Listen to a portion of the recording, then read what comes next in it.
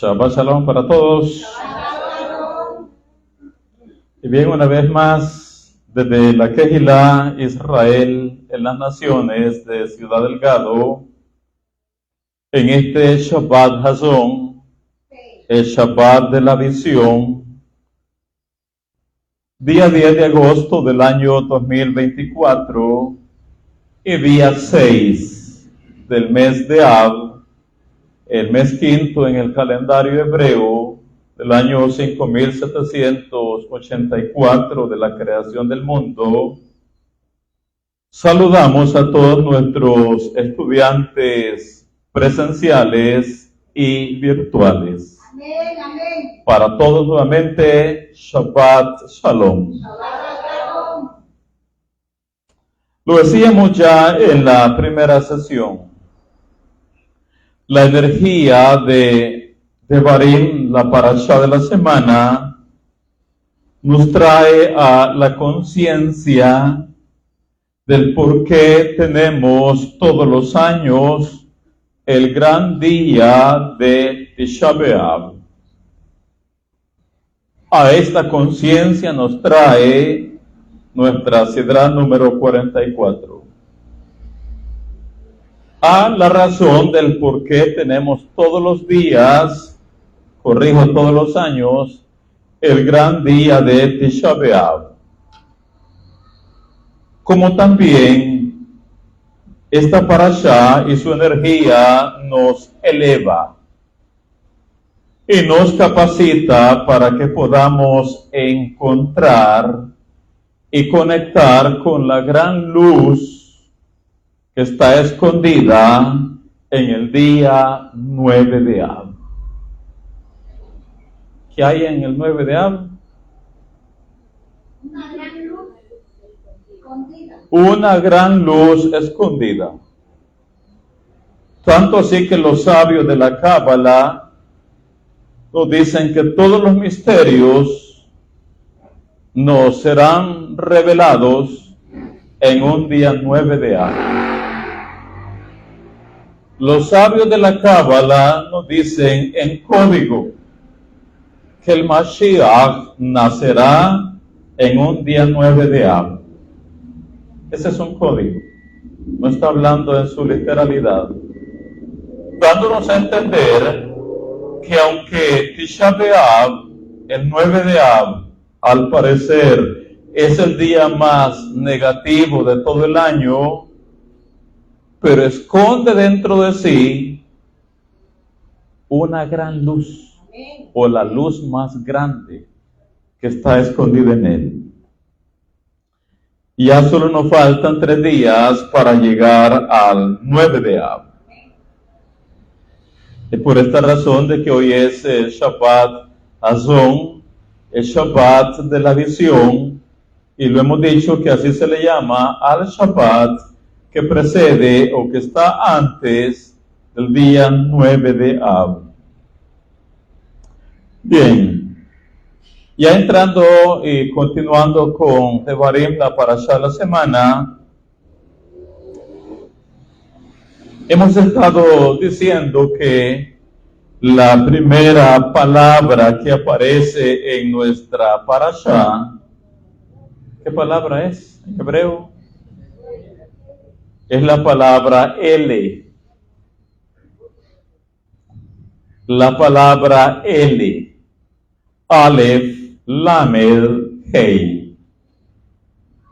Cuyo valor gemátrico es 36. Y ya vimos una serie de aristas del porqué Devarim, la parashá de la semana, comienza con la palabra L, Aleph, Lamed, Hei, reitero, cuyo valor gemátrico es 36. ¿Cuáles recuerdan que hemos visto? Sí, Moshe pasó 36 días enseñando o repitiendo la Torá a toda la congregación de los Bene Israel que van a entrar a la tierra prometida. ¿Qué más hemos visto? que L es un código.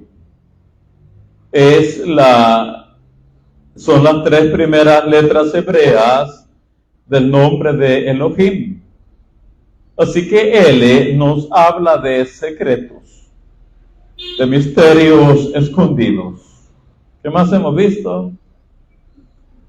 Que es la misma gematría de la palabra Eja, corrijo, de la palabra Ayeka, que fue lo que el Eterno le dijo a Adán Harishon cuando vino al huerto y ya Adán había hecho cortocircuito espiritual.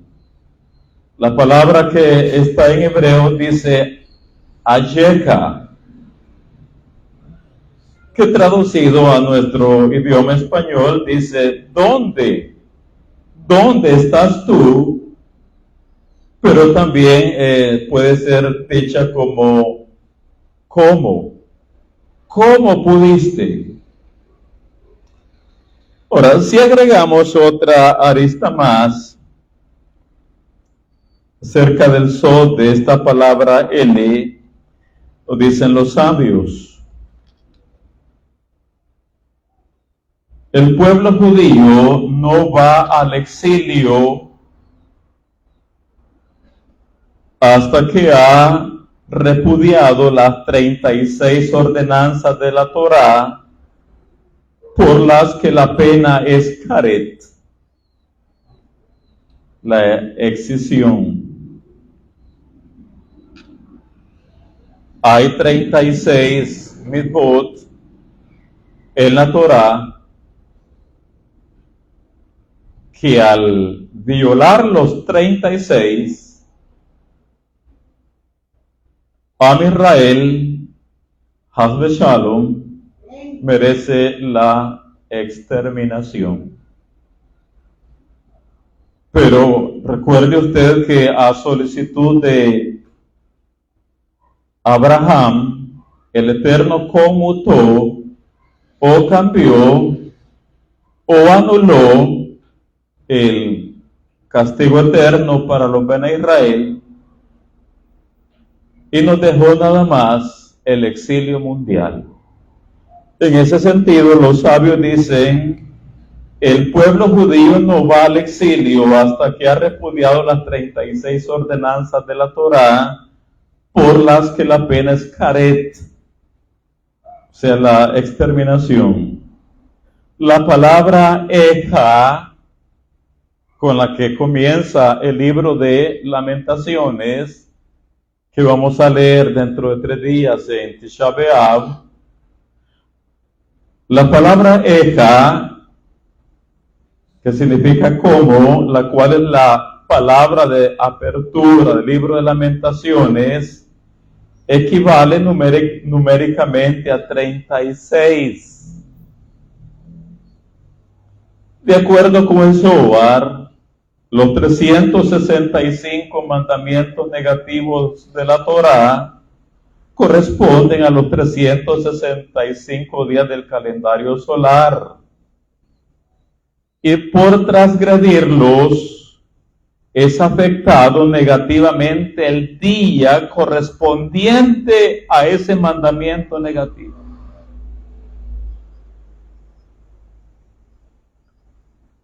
Moshe sabía por inspiración divina que los judíos finalmente serían exiliados por violar 36 mandamientos negativos,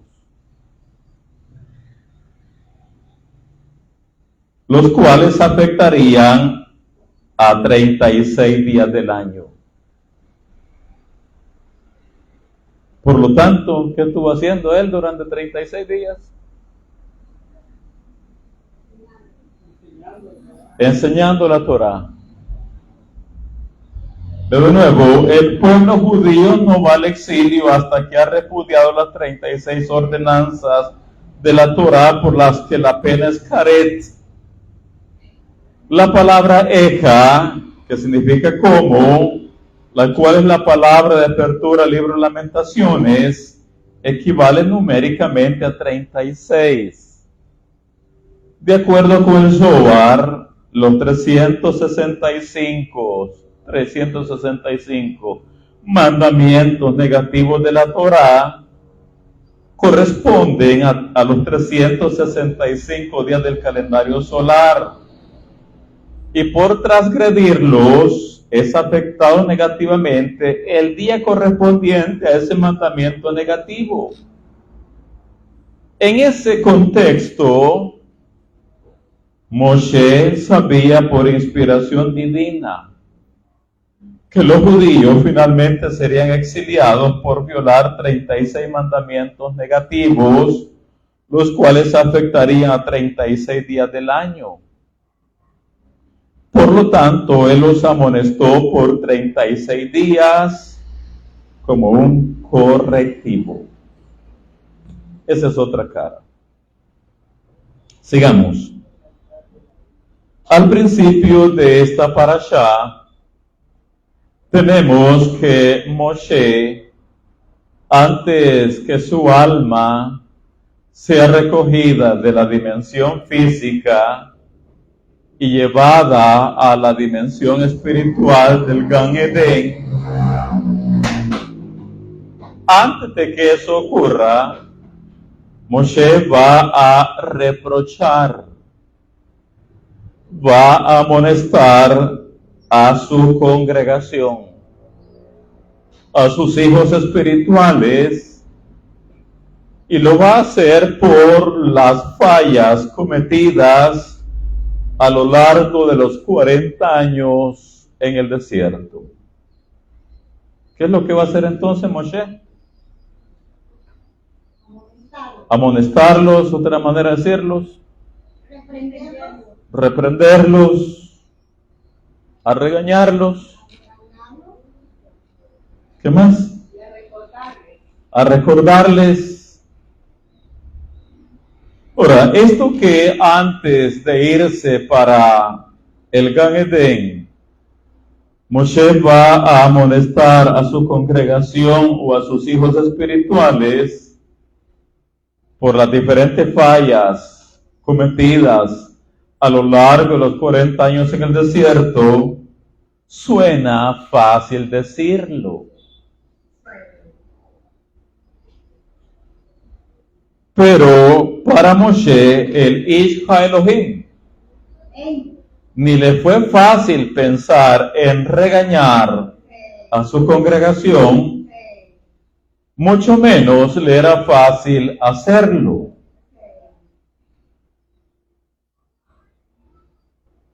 En alguna ocasión dije, y no es que a Moshe le temblara la voz, le temblara la mano, no es que tuviera temor humano, sino que esto de amonestar, regañar, reprender al prójimo por fallas, oigan, esta es una cuestión muy, pero muy delicada.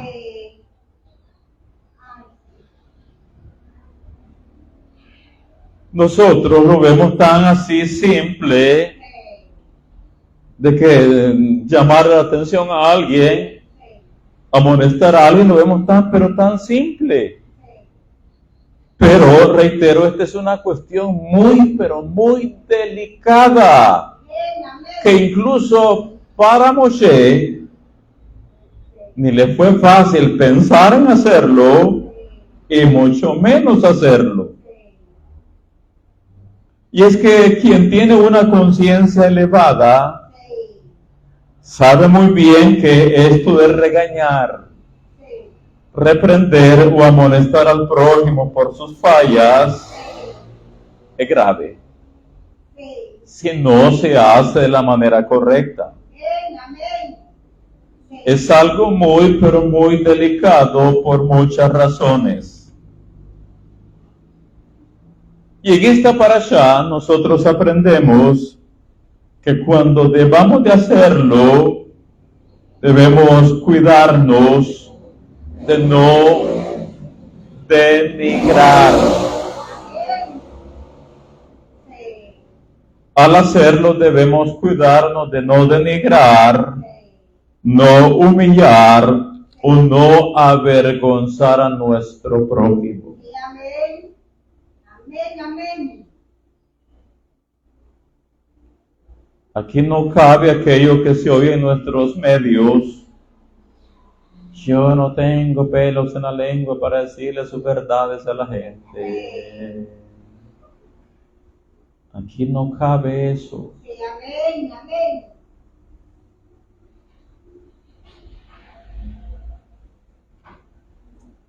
De hecho, si lo hacemos de la manera incorrecta, podemos tener problemas con el cielo. Sí, Porque podemos incurrir en la lashon hara, sí, lengua mala con mi prójimo de frente, o podemos caer en el problema de estarle criticando su error. sí.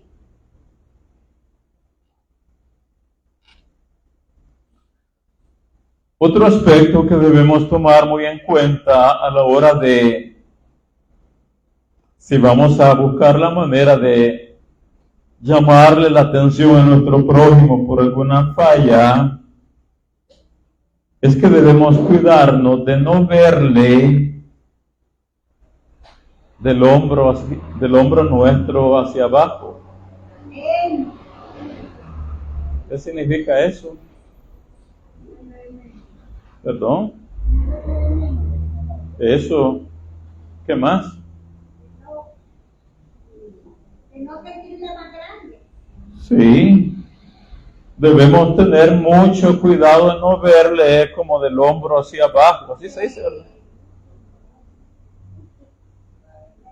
Porque quien va a hacer una amonestación debe tener cuidado con su ego. Amén, amén. Debe tener cuidado con su ego, no sentirse superior o que está por encima de la persona a la que le va a llamar la atención.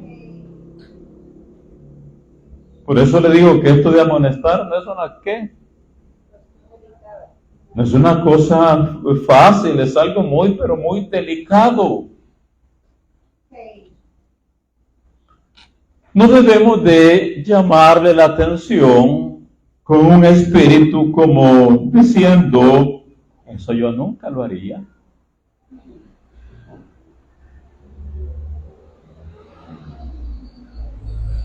Eso yo jamás lo haría.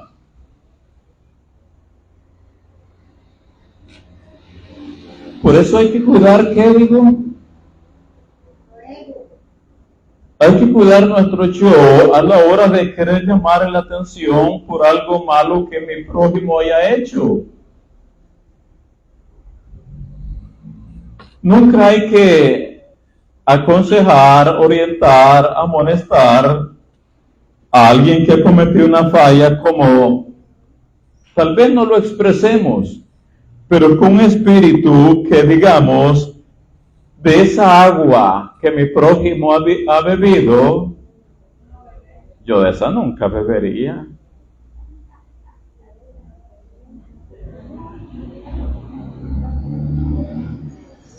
De esa agua que mi prójimo ha bebido, eso no va conmigo.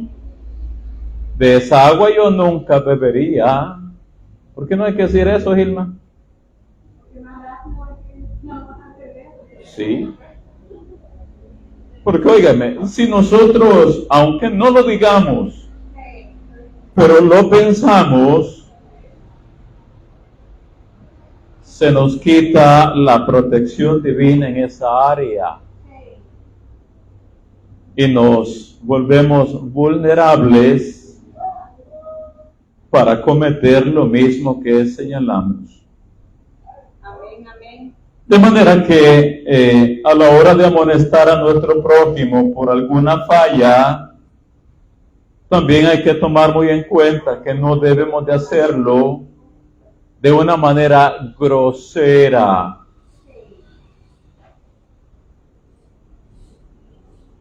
No debemos de hacerlo en una manera inadecuada. No debemos hacerlo, escuche, enojados. Sí. Enojados, ni con un tono incorrecto, ni criticándole ni humillándole. Sí. Entonces, esto de llamar la atención al prójimo, ¿qué es lo que estoy diciendo?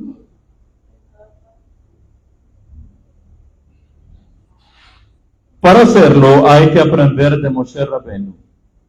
Sí. Hay que aprender cómo hacerlo de la parashá de la semana. Amén. Los sabios nos dicen que Moshe incluso esperó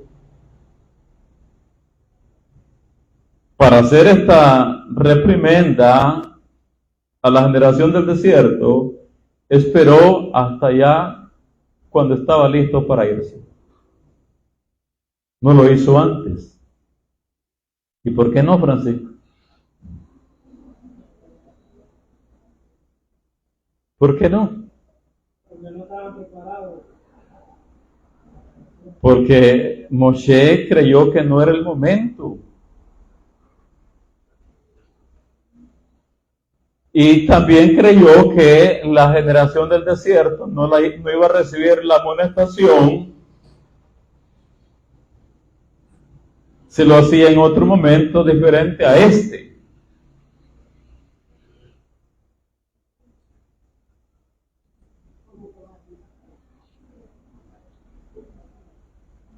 La manera que Moshe tuvo para amonestar a sus hijos espirituales, por supuesto, fue la de un padre que quiere lo mejor para sus hijos. Sí. Esa es la forma de cómo llamar la atención a alguien con un corazón, Sí. Amén. con mucho cuidado, Sí. en la manera de, entender que uno ama a esa persona y lo que quiere es lo mejor. Amén. Y por lo tanto hay que hacerlo. ¿De qué forma? Con tacto, con cuidado, con prudencia. Esto es lo que los sabios nos dicen también con respecto a la energía de esta semana.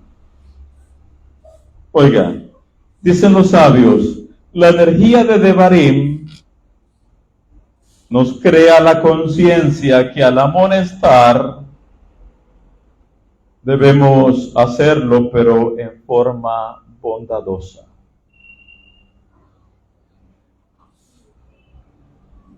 La energía de Devarim nos crea la conciencia que al amonestar a nuestro prójimo debemos hacerlo, pero en forma bondadosa.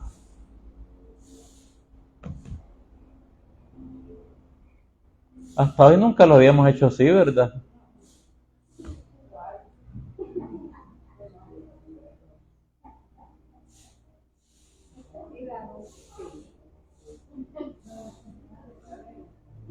¿De qué forma hay que hacerlo, Gilma?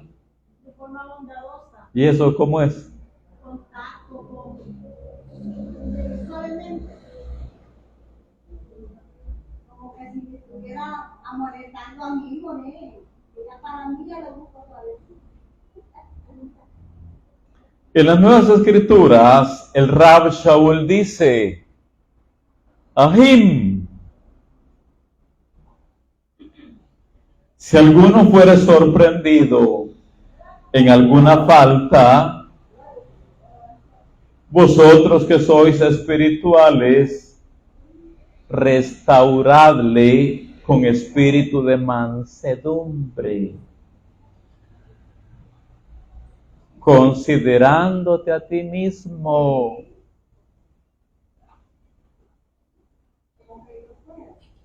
No, considerándote que, ¿qué tal si el día de mañana estás en los zapatos de la persona a quien hoy tú estás?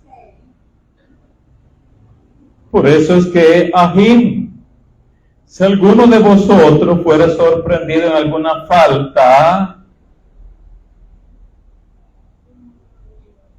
vosotros que sois espirituales, restauradle con espíritu de mansedumbre, considerándote a ti mismo, no sea que tú también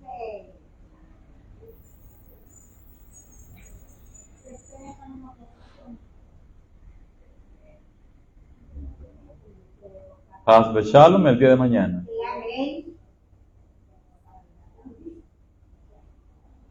¿Qué cosa dice?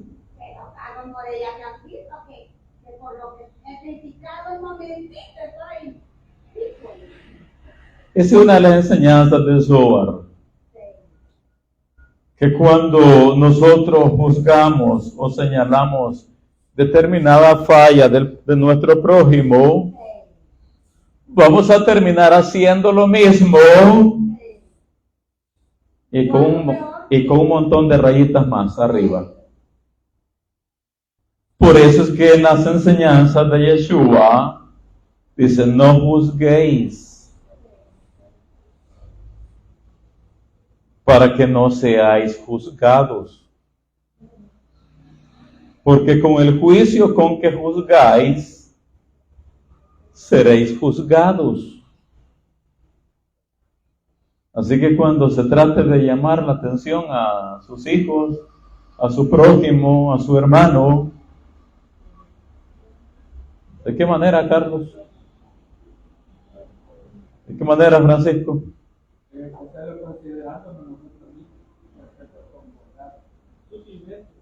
Ajá, pero considerando qué. El día de mañana podemos estar aquí.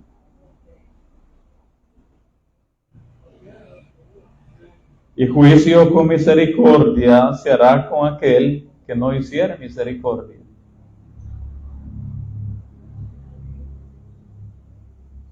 Entonces, ¿cuál es la lección en todo esto?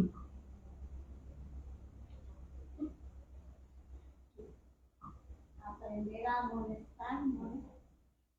Aprender a exhortar, porque hasta ahorita ahí aplazamos. ¿Cuál es la lección en todo esto? Que debemos aprender de Moshe, de la forma que él lo hizo. El consejo para nosotros es pensar que un día podemos estar en el lugar de la persona a quien nosotros amonestemos, y de la manera que nosotros lo hagamos, pues un día podemos estar en ese mismo lugar y así se nos hará con nosotros. Sigamos.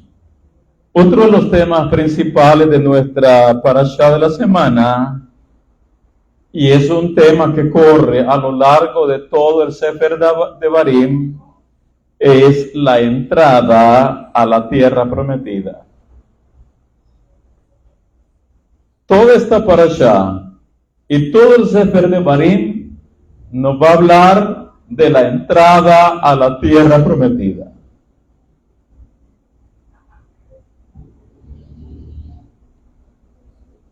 ¿Y qué es la tierra prometida?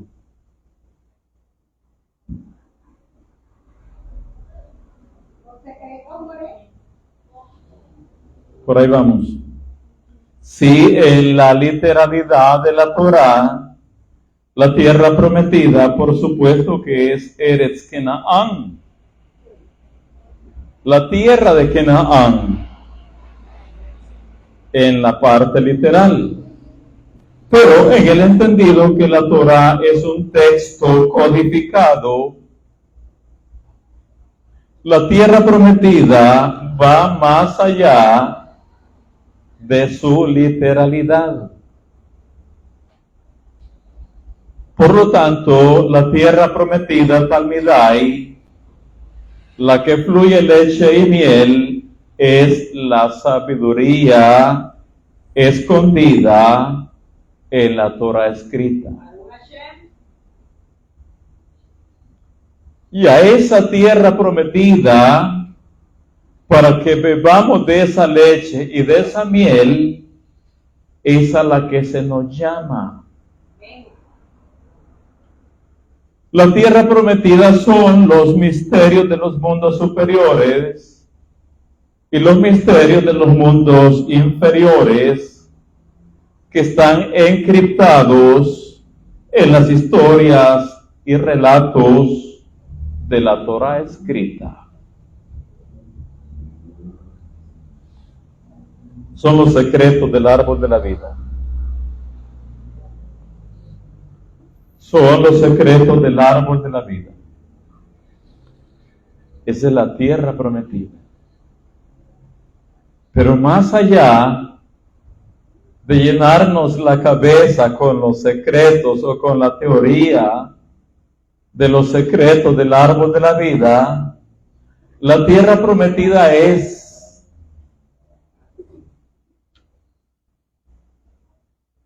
que experimentemos la vida de los mundos superiores.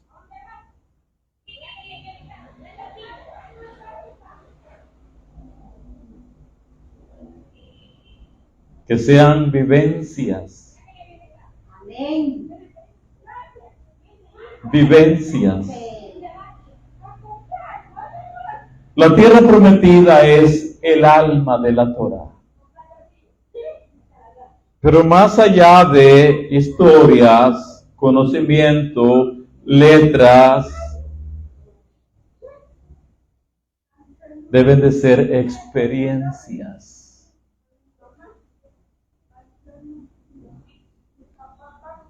El Zohar HaKadosh dice, la tierra prometida es la Shekhinah.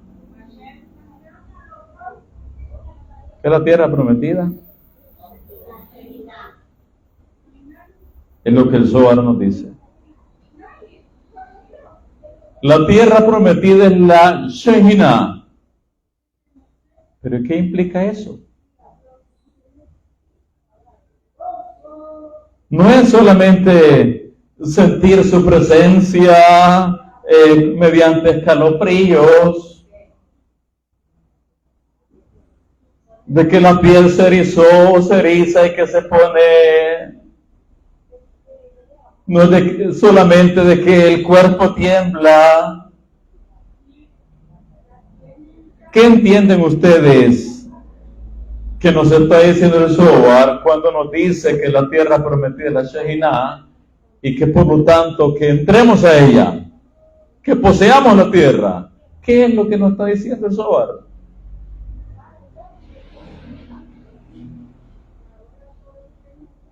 Entremos en el conocimiento de los secretos que hay.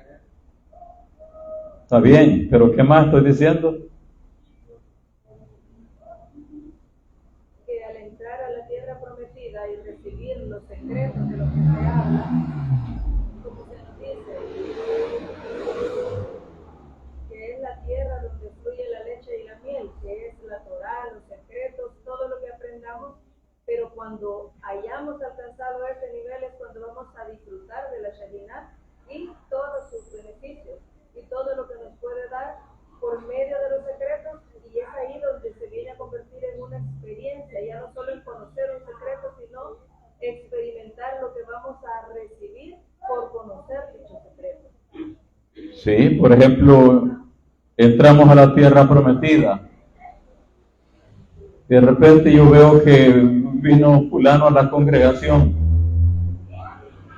pero viene la rúa de Hashem sobre mí y me pone que esa persona hoy ha venido en estas condiciones y que necesita esta y esta ayuda.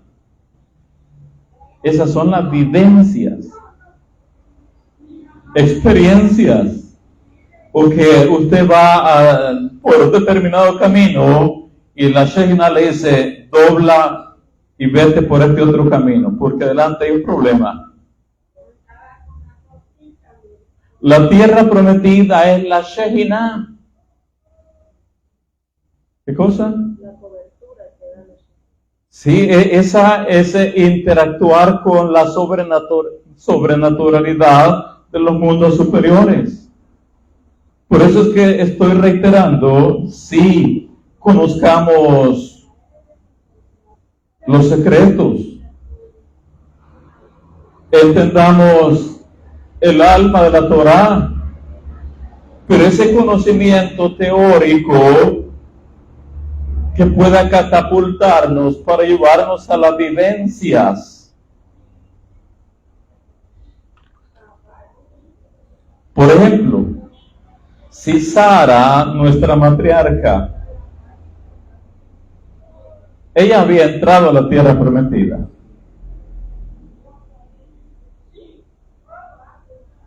¿Qué es la tierra prometida? La Shejina. La Shejina estaba con ella. Y por lo mismo podía disfrutar integralmente de todo lo que la Shejina ofrece. Por lo mismo, cuando Paró, llevó a nuestra matriarca al palacio y esa noche quiso acostarse con ella, Sara, por supuesto, estaba muy preocupada. Pero la Shejina le dijo: ahí hay un ángel contigo. Y todo lo que tú le digas que haga, él te va a obedecer. Así que cuando Paró se le acercaba queriendo tocarla, entonces Elena, ¿qué le decía a Sara al ángel? Que lo golpeara. Golpéalo. De repente, sin ver nada, le caía un gran sopapo, golpe al Paró.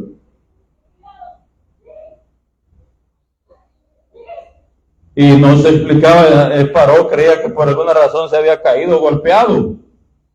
Así que iba en otro avance, en otro intento. Y Sara le decía de nuevo al ángel: golpéalo. Al final terminó todo sopapeado, todo golpeado, y sin haber logrado su propósito. Entonces,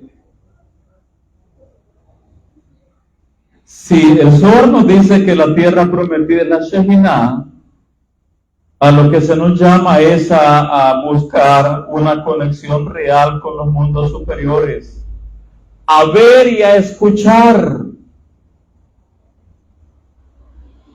a interactuar con ese mundo de sobrenaturalidad. Amén, amén. Por eso es que cuando la Shejina vino al Mishkan, comenzó la sobrenaturalidad en todo Israel. Y durante los 40 años que Israel estuvo en el desierto, Israel vivió de sobrenaturalidades.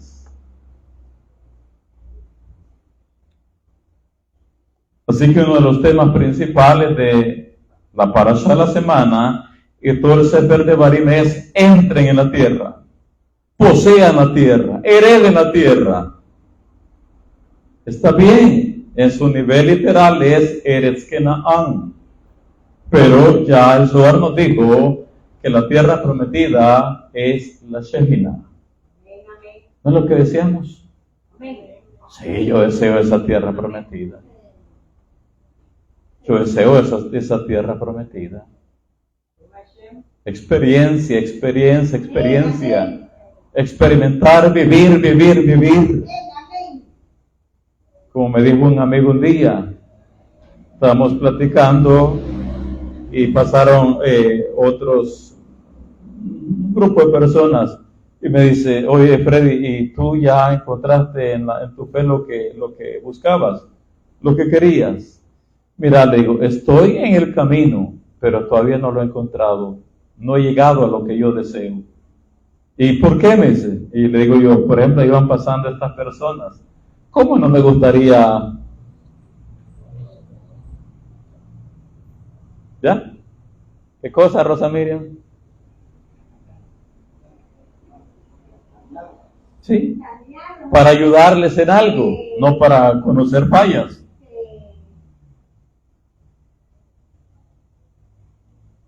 Esto nos lleva a lo siguiente. Siempre decimos que cuando aparezca el Mashiach, Él nos hará entrar a la tierra prometida. ¿Qué significa eso?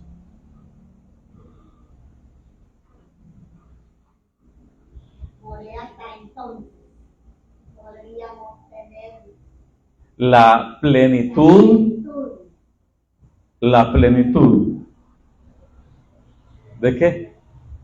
de la serenidad, ¿En qué sentido? de poder experimentar Eso, porque, y con respeto de nuestra audiencia virtual, es que la Shejinah va más allá de ¿qué dije? De escalofríos, de que la piel se erice, de que el cuerpo se estremezca, va más allá de eso.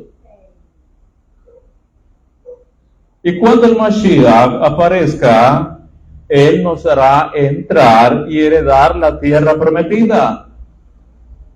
Sí, las dos. Eres Canaán, pero también nos hará heredar a la Shejinah en toda ¿su qué?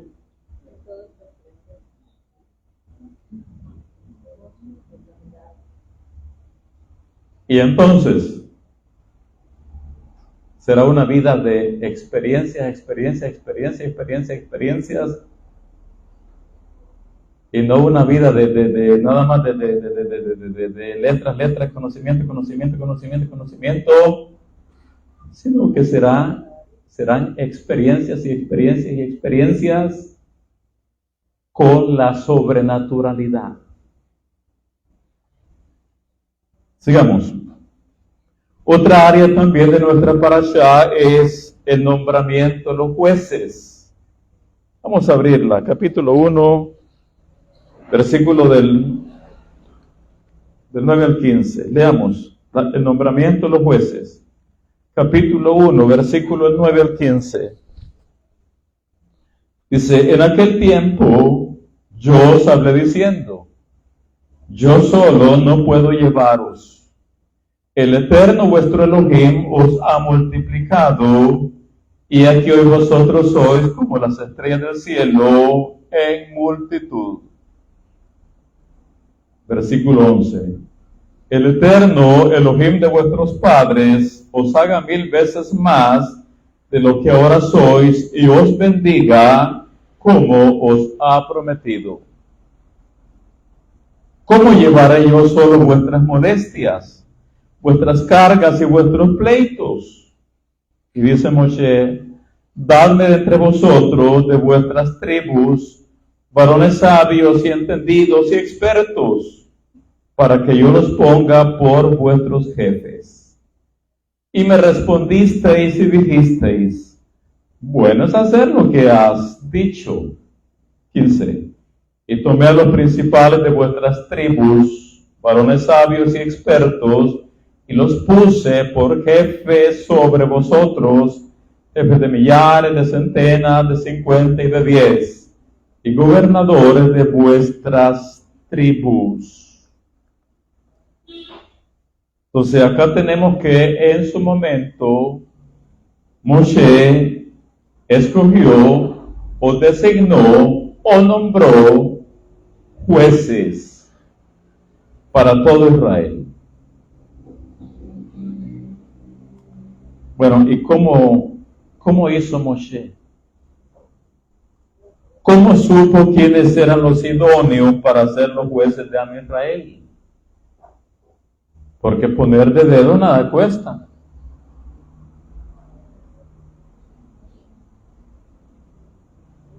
Colocar personas por ser cercanas a uno nada cuesta.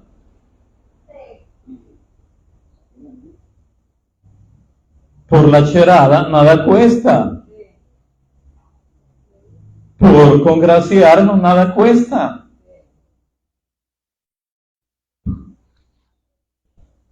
Pero Moshe, el Ish HaElohim, no va a nombrar jueces solo por cubrir vacantes, por cubrir puestos, sino que Moshe, el pastor de Israel, va a nombrar jueces idóneos. Amén, amén. Por eso la pregunta, ¿y cómo supo Moshe quiénes eran los idóneos para ser nombrados jueces de Israel? Está bien. Está bien. Pero vamos a ampliar ese concepto.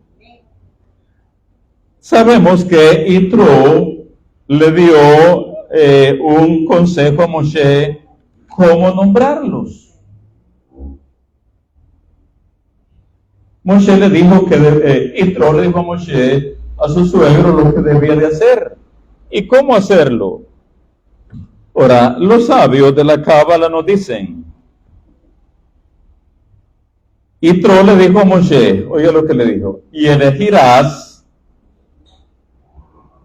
la palabra hebrea es tejezé, entre todo el pueblo, hombres con recursos, personas temerosas de Elohim, hombres de verdad, personas que odien el soborno, y los designarán líderes de millares, de miles, líderes de cientos, líderes de 50 personas y líderes de 10 personas. Así que Yitro le dijo, y elegirás tejezé. Oiga, la expresión tejezé significa literalmente observar. Indica que Yitro le comunicó a su yerno que eligiera las personas aptas, observando sus rostros, concentrándose en el misterio y la sabiduría que permite conocer el interior de la persona, observando los rasgos de su rostro. Es una ciencia mística.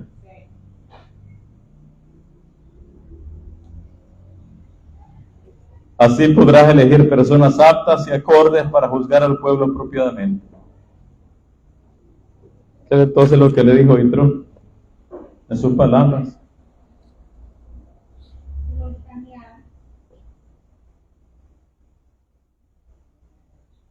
No, lo que Yitro le dice es que utilice la ciencia de la observación del rostro.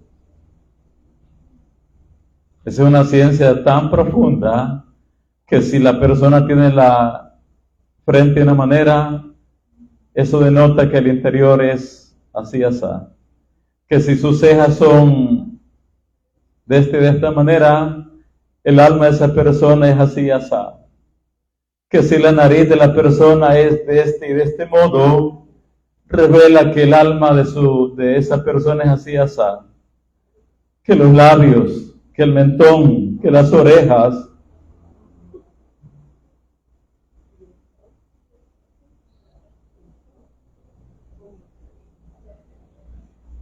Moshe era experto en esa ciencia.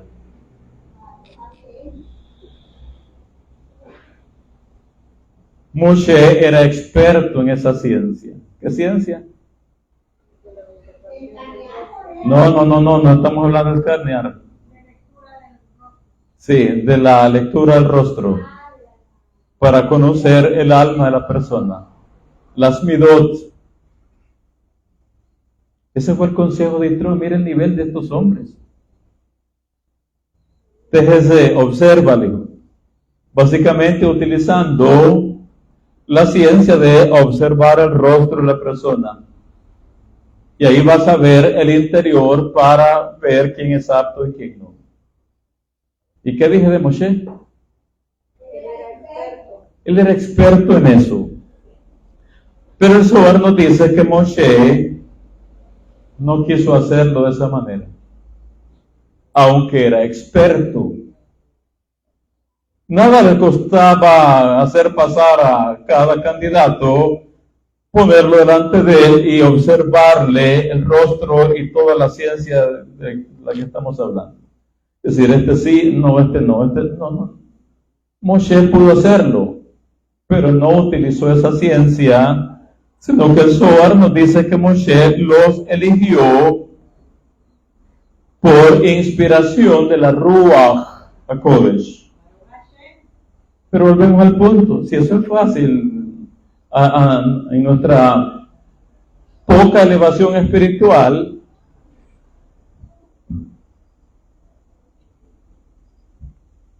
decir en nuestro medio de que tal cosa se lo he hecho por inspiración de la Ruach, eso es básicamente decir lo mismo. Yo creo que, yo pienso que, yo diría que, tengo la sospecha que, yo presiento que, pero eso no es la Ruach, señores.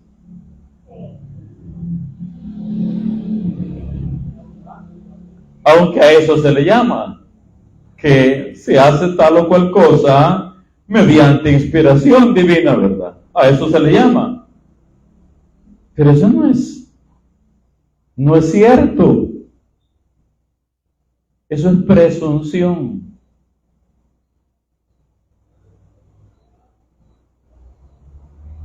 Cuando decimos que Moshe los eligió por inspiración de la Ruach HaKodesh, no es que él creyó que él pensó que él sentía que, no. Entonces, ¿cómo eligió Moshe a los jueces? Sí, como dice Zohar, los eligió por inspiración de la Ruach HaKodesh, pero no por presunción. Moshe le dijo a Yitro, oiga lo que le dijo. Y de esta manera los eligió. Oiga, le dijo, cuando alguien tiene un pleito, él viene a mí.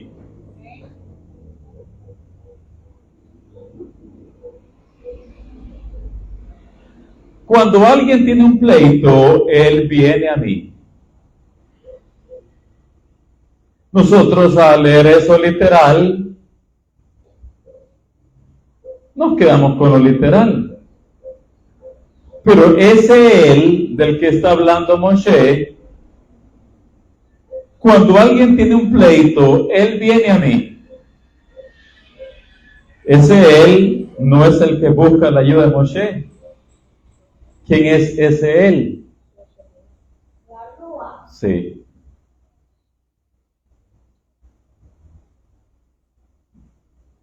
Él viene a mí.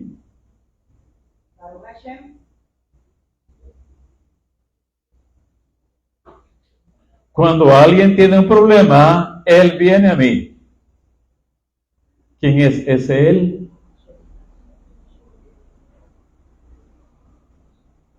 Entonces, ¿qué le decía la Shejina de esa persona que venía ante Moshe? Según lo que había. El Zohar HaKadosh nos dice, los eligió por inspiración de la Ruach HaKodesh. Pues leemos, cuando tiene algún pleito, él viene a mí. Este él, dice Zohar, en singular, en vez de ellos, en plural, indica que se refiere a la Ruach. Así Moshe no necesitó emplear el don de la visión interior para descubrir quiénes eran las personas apropiadas. Sabía de una sola vez a quién elegir. ¿Por qué razón? Porque él viene a mí. Los eligió por la inspiración de la Ruach HaKodesh. Pues leemos, cuando tienen algún pleito, él viene a mí. Este él en singular, en vez de ellos en plural, indica que se refiere a la Ruach. Así él, o sea Moshe, no necesitó emplear el don de la visión interior para descubrir quiénes eran las personas apropiadas. sabía de una sola vez a quién elegir, porque ahí venía él a decirle, este sí.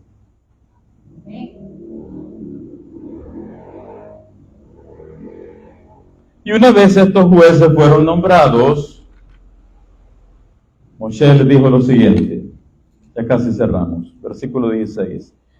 Entonces mandé a vuestros jueces diciendo, oíd entre vuestros hermanos y juzgad justamente entre el hombre y su hermano y el extranjero. No hagáis distinción de personas en el juicio. Hacia el pequeño como al grande oiréis. No tendréis temor de ninguno, porque el juicio es de Elohim.